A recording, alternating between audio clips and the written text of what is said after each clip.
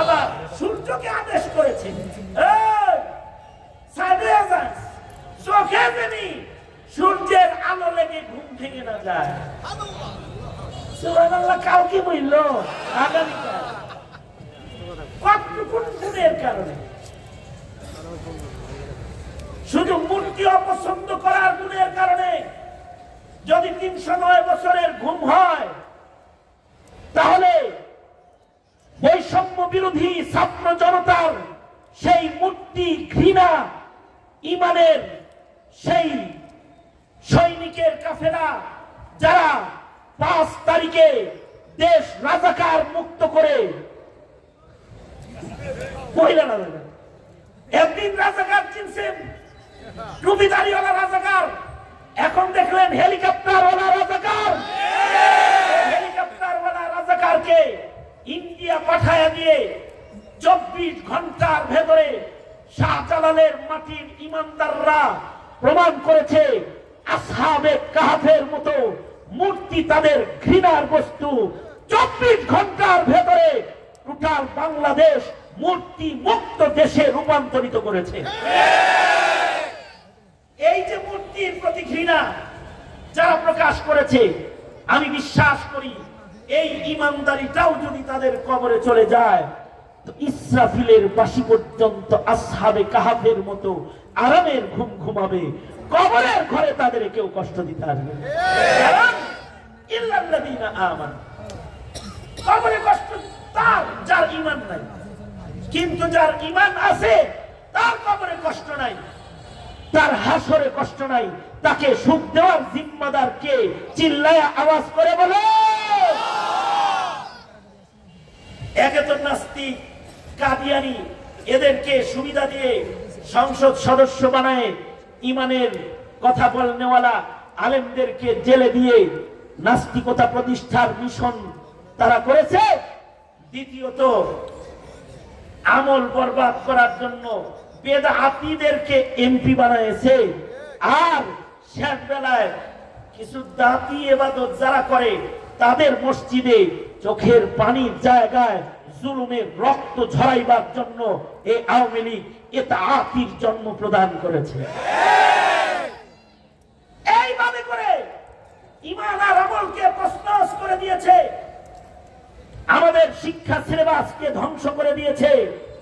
জানি না যদি এই শিক্ষা সিলেবাস যেটা এখন আছে, অথবা যে অবস্থায় এখন ছেলেরা ধর্ম শিখে, ঈমান শিখে, এই নীতি রীতি নীতি যদি চালু থাকে, ওই দিন বেশি দূরে নয়, শাহজালালের বাংলায় প্রজন্ম তোমার সন্তানকে মুসলিম হিসাবে পাওয়া কঠিন হয়ে যাবে।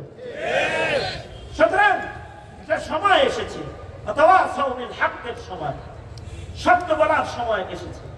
সেটা হলো যারা এই প্রজন্মের ঈমানের দায়িত্ব নিবে, আমলের দায়িত্ব নিবে, এই সত্যটা কানে পৌঁছায় দাও, তারাই এদেশের রাষ্ট্র ক্ষমতা চালাবে। পৌঁছায় দাও, বলে দাও এ মুসলমানের মাটিতে সত্যের পথে সত্যের আওয়াজ তুলো। যারা ঈমানের পক্ষে, ইসলামের পক্ষে, তারা দেশ চালাবে। আর যারা ঈমান ইসলামকে কবর দেওয়ার ধান্দাবাজি করে বেড়ায়, ঘাটটা ধরে একটা একটা করে সব হাসিনার মতো বিদায় করে দেওয়া হবে।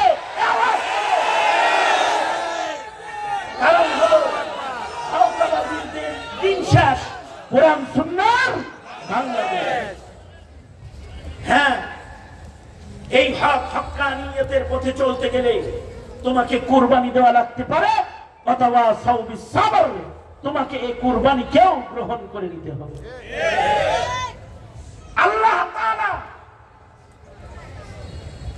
সালেহ ইনসান ও মুসলিহদের জামাতের মাধ্যমে জমিনের তাহারাত ও পবিত্রতা, আবেদ ও মুজাহিদদের মাধ্যমে, দাঈদের মাধ্যমে জমিনকে আল্লাহ পাকের খেলাফত প্রতিষ্ঠার জন্য আল্লাহ তাআলা মৌলিক নীতিমালা সূরাতুল আসরের ভেতরে সংক্ষেপে বর্ণনা করেছে।